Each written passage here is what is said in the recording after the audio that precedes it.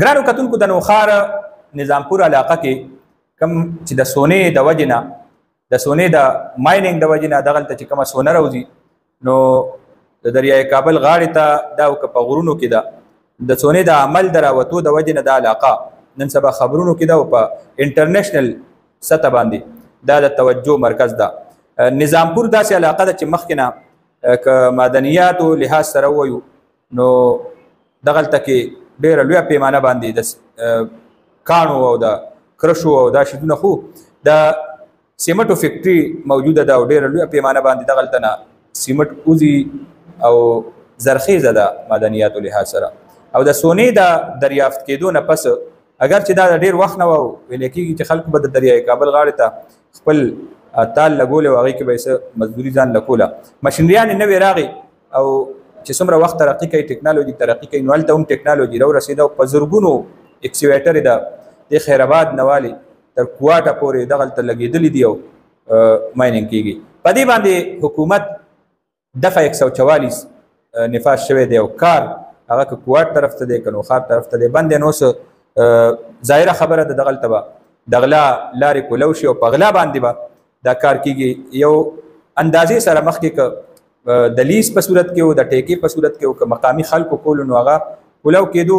خلکو ته یو قسم له ډېره غټه فایده وه. تېر څه وخت نه دلته کې د سونې چې کوم مایننګ دی هغه ډېر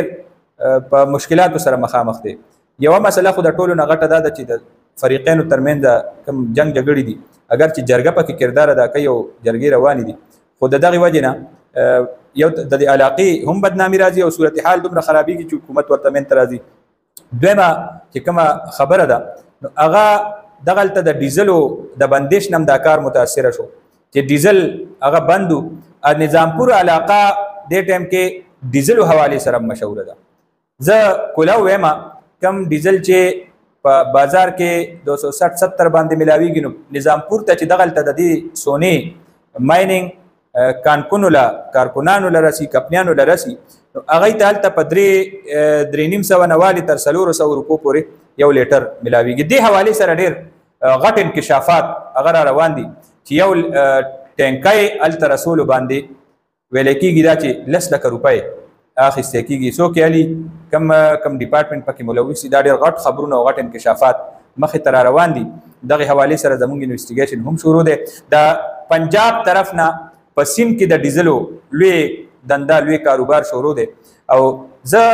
دې حوالې سره وایم چې د ټولو نه غټ بزنس دې ټایم کې د سونې سره سره لا د سونې برابر هغه روان دی نو د ډیزلو کاروبار هم دی او ډیزلو باندې هم حکومت پابندي لګولې ده نو د هغې د وجې نه نورم دا منافع بخش شو ځکه چې پابندي راغه نو په غلا لارو باندې دي نو هغې کې چې کم پمپونه کپنیانې خلق کم پکې لګیا دي نو هغې د حد نه زیاتې منافع هم پکې کوي. دغلته نه مشینري راوتو د هغې باره کې هم ډېر مشکلات دي ځکه چې کم اکسیویټرې د سیند داسې غاړو ته رسېدلي دي چې هلته نه د هغې د راوتو څه نوم او نشان نه ښکاري. دا هغه مشینریانې دي چې په ډېر تکلیف باندې دغلته رسېدلي دي او په دې باندې ډېر لوی انویسټمنټ شوی دی. نو دې له لار راوستنه پکار دي هغه د لیز په صورت کې د ټیکو په صورت کې قانون په صورت کې چې مقامي خلکو سره افهام و تفهیم سره دا مسله حل شي او مونږ ګورو که دا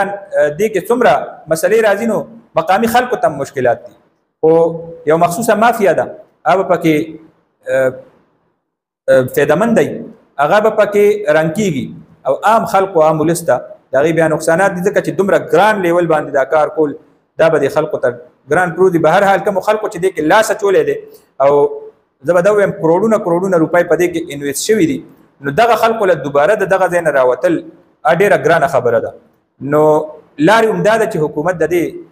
لیګل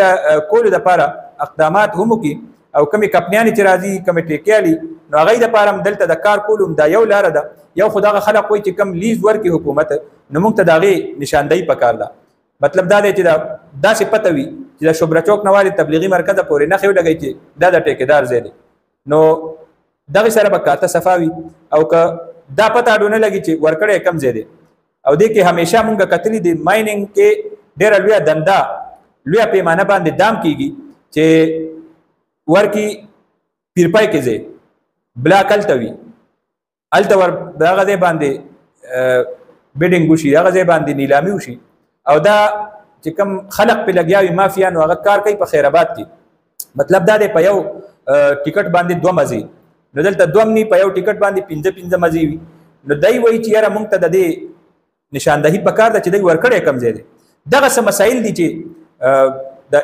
انتظامی ادارو د طرف نه صفا کیږي حکومت د طرف نه صفا کیږي او خلکو د طرف نه مطالبات دي چې جایز مطالبات دي چې دوی کم ځای ورکړی دی د کال ته خوس پاغي باندې دا خلک بمړیم کوي دا ارچا پکور کې سونه ده نو دا کم ځای کې چې دا شیزونه راشي هغه کې بیا ډېر غټ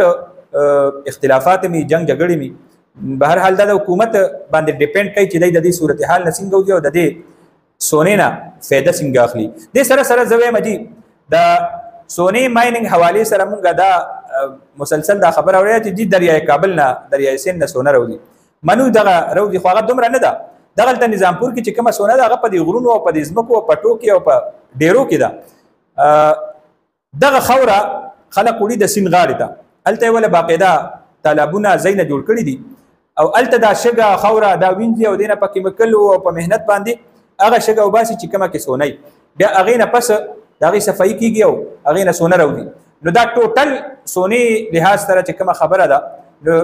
منو چې د دریای سین پکې کردار دی دریای سین کې ده او دریای سین کې دومره نه ده څومره چې د نظامپور نوالی تر کوټه پورې د غرونو په پټو کې ده چې الته ایکسیویټر لګي امخ کې کني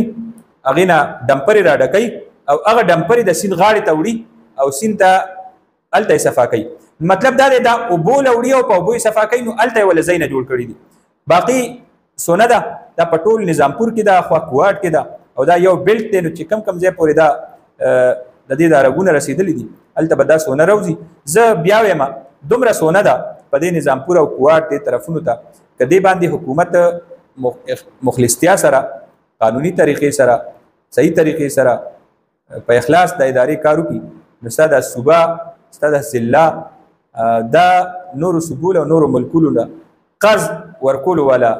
ضلع او صوبه جوړې دي شي بهر حال دا ډیره ګرانه خبره ده او دغه خلک به د سعودي عرب غونتی په شناختی کارت باندې د پیسو اخیستو جوګه جوړ شي څنګه چې په سعودي عرب کې یو عام نوجوان لا په شناختی کارت پیسې ملاويږي تر کومه دا کار نه داسې ملکونه ډیر شته نو دا هم دلته کې د دې داسې یو شی دی خو دې باندې نه قوم متفق کیږي او نه حکومت او مافیا دا چرم نه غواړي چې کم د سونې کانکونای والا یو مخصوص لابي مافیا دا هغه دا چرم نه غواړي چې دا خلک په متفق شي او دا علاقه په روخانه شي او د عمل په روخانه شي